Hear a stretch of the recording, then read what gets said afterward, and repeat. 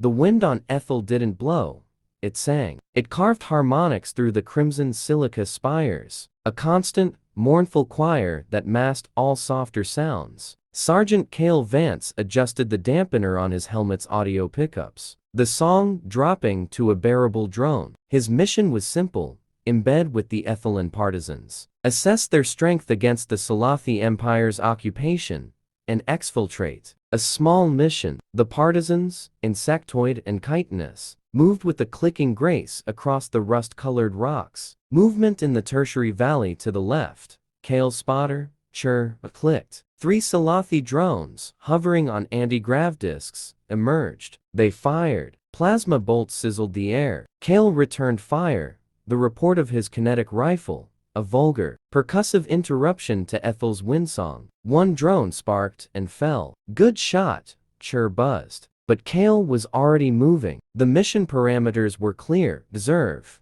do not engage unless compromised. They were now compromised. Retreating to a narrow cavern system, the partisans led Kael deep underground, to a hidden chamber where water wept from blue moss. There, in a pool of soft bioluminescence, was a figure that didn't fit. She was Aethelan, but unlike the others, where they were armored and angular, she was slender, her chitin opalescent and delicate. Large, luminous eyes watched them, full of a pain that was more than physical. One of her wings, fin-like and gossamer, was torn and seeping silver fluid.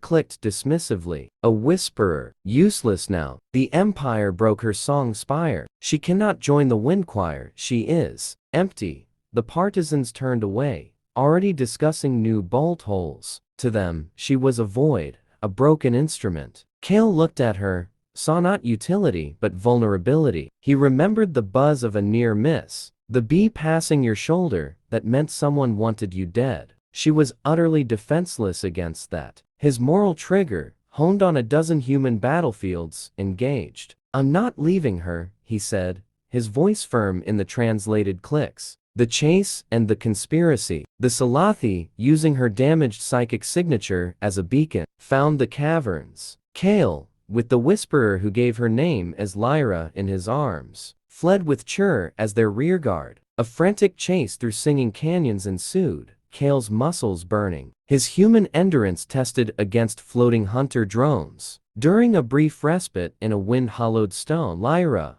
weak but lucid, used gentle psychic touches to show him images. Not just an occupation, but a harvest. The Silathi weren't just suppressing Aethel, they were systematically breaking Whisperers and siphoning their innate connection to the planet's psychic song field, weaponizing it into a psychic scream that could shatter fleets. Her broken spire was a crime, a war crime of stolen song. They think we are just amplifiers, she whispered into his mind, her voice like a cool breeze. They do not understand the music.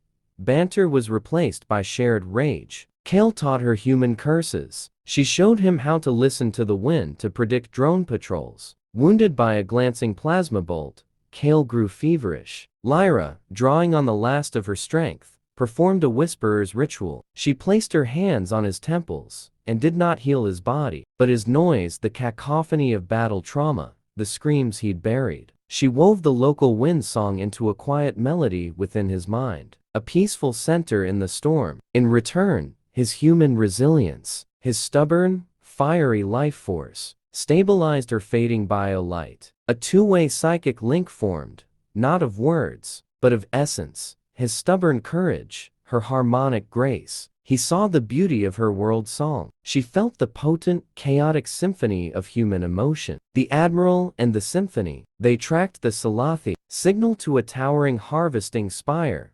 The main enemy revealed himself not on the ground, but as a hologram that flickered to life before them. Admiral Zarth, the architect of the harvest, his face a study in cold efficiency. A human, a pity. You die for a broken singer and a rock.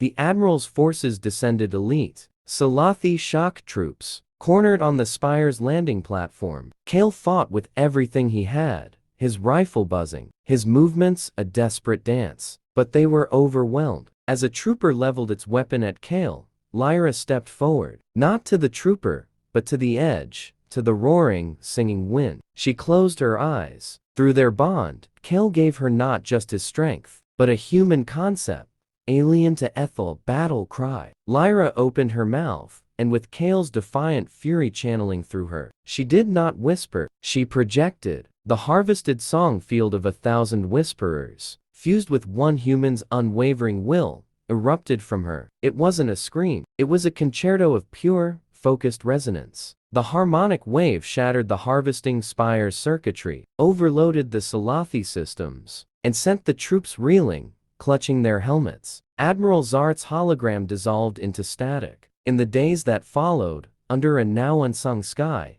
slowly rediscovering its voice, Kael stood before the reassembled Whisperer choir. Lyra, her wing mended by both biogel and human care, stood beside him. Through their bond, she translated his simple words into concepts of unity, of different notes, creating a stronger chord. The partisans, led by a now respectful Chur, clicked approval. Hope, fragile but bright, was reborn. That night, in their shelter, the romance fulfilled was not one of grand passion, but profound intimacy. He traced the opalescent patterns on her arm. She rested her head where she could hear the steady, rhythmic symphony of his human heart. It was a promise, written in silence and understanding. A year later, during the ceremony celebrating the first free wind choir in a generation, Kael and Lyra stood with a young Aethelan orphan, its chitin still soft, who had lost its hive to the Silathi. They named him Echo, as the new song a melody that now contained a faint, brave strain of human resilience rose to the stars. The trio stood together,